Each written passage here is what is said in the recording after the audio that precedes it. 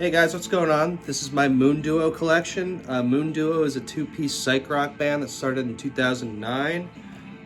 They have a bunch of singles and like rare 7 inches that I don't have, so I'm going to start with their first EP in 2009 called Killing Time.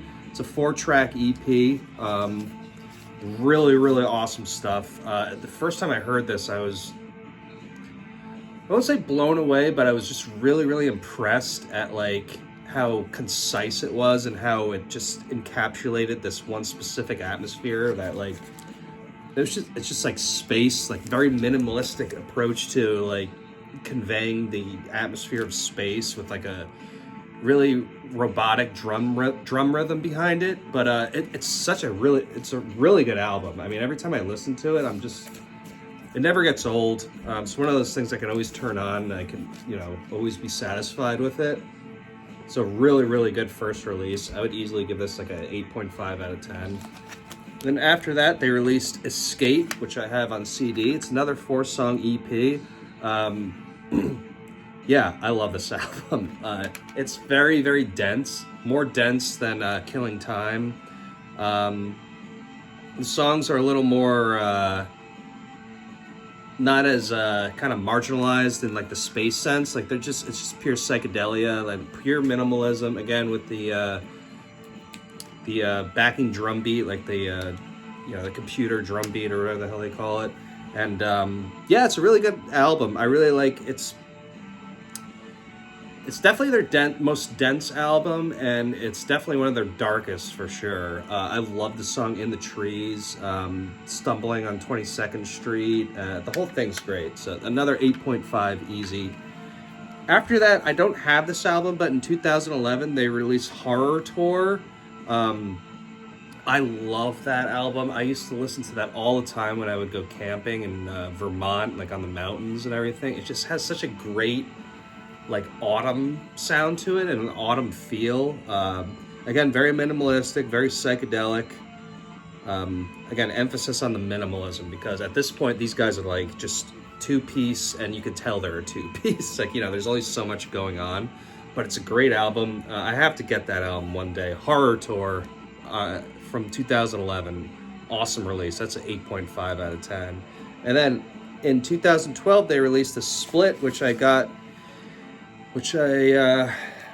acquired at a Psychic Ills show years ago. I think this was after Psychic Ills released, what was it, the one with the white cover, One More Time or something like that. But this is a split between Moon Duo and Psychic Ills. Probably my favorite 7-inch that I own. The Moon Duo side is great, and the Psychic Ills side is great.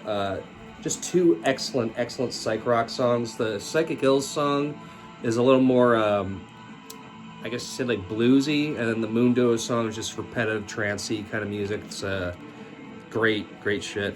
And then after that, in 2011, they released, or I guess before that, whatever. I don't know, it's so hard to keep up with the discography. It's hard because like it's not like psych rock bands have a metal archives where you can just kind of read everything. So I'm on the Rate Your Music right now, so it's a little hard to keep track of things. But so in 2011 they released their very first full-length, Mazes. This is a really good album. It's not as good as their EPs though, I'd say. There's kind of some clunkers on here, or just some songs that kind of drag on a bit, like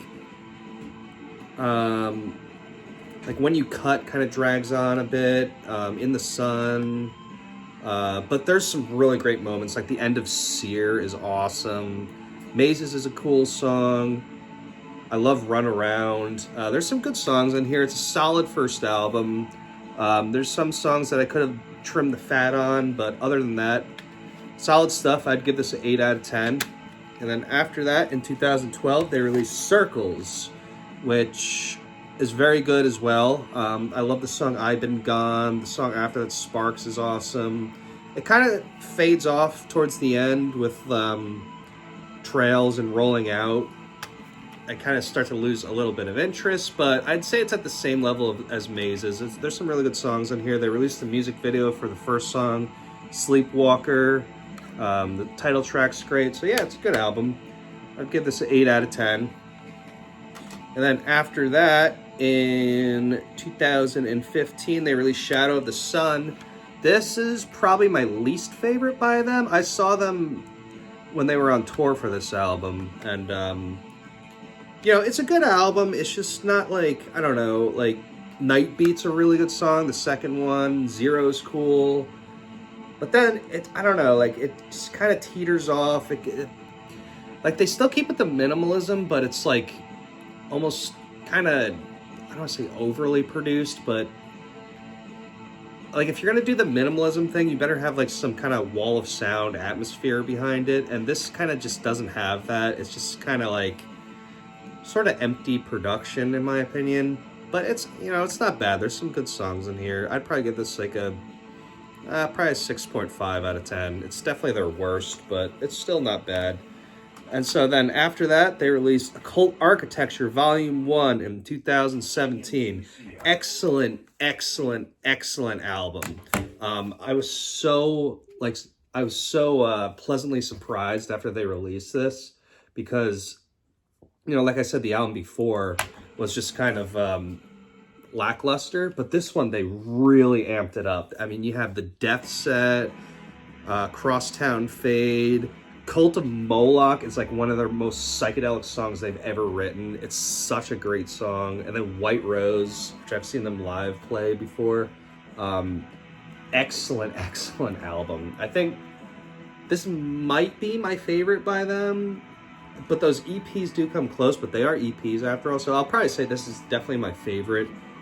Just the whole thing is just fucking fantastic. This is yeah, I'd probably give this a 9.5 out of 10. This was like,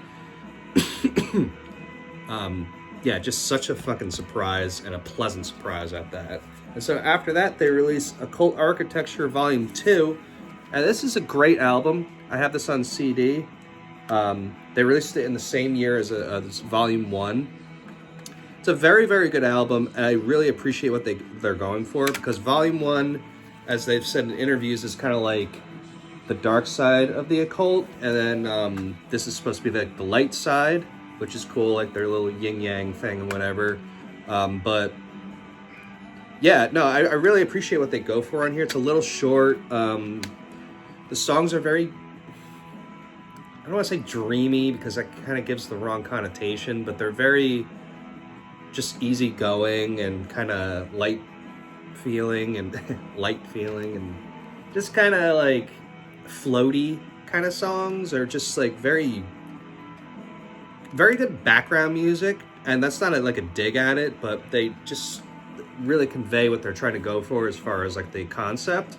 My favorite song on here is Mirror's Edge. I love that song, and it's a solid album. You know, it's not as good as the first, as Occult Architecture Volume 1, but it's still good. I would give this an 8 out of 10. And then after that, they released, I bought this one when in 2018, they released a single, Jukebox Babe, on side A, on side B, and then side A is No Fun. I bought this one night when I was like really, really drunk, and it's good. I don't know if I really need to have this on physical format, but yeah, like Jukebox Babe's pretty cool, and the other song's decent. You know, it's just a 2-song single, decent stuff. I'd probably give it like a 7 out of 10. I don't revisit it that often, but Jukebox Babe is a lot of fun. And so then after that, in 2019, they released Stars Are the Light, which I don't have. I wasn't that impressed with it. It's kind of like a lot of things going on. So I forgot to mention, in Shadow of the Sun, which is my aforementioned least favorite album by them, they got a drummer, and I feel like that's kind of what changed their sound. And I guess in the beginning it was kind of for the worst, and then with the Occult Architecture series, he added a lot. And then this one, I just feel like it's too synthy, it's too much going on, it's not as atmospheric as their earlier shit. And it's fine, like they can go in whatever direction they want to, you know, as artists do. But I don't know, I wasn't really that thrilled about it, so I never bought it. I'd probably give it like a 6 out of 10. I don't really listen to it that often. But yeah, no, I've seen them live twice. The last time I saw them in Austin, Texas was like 2 years ago, and it was fucking excellent show. I love Moon Duo. I love pretty much everything they do. I also love Ripley's other band, Wooden Ships, which I'll make a video of, in the coming weeks. But yeah, great band. Excellent psych rock. If you haven't heard of them, definitely check it out. So I hope you enjoyed the video, and I'll see you guys later.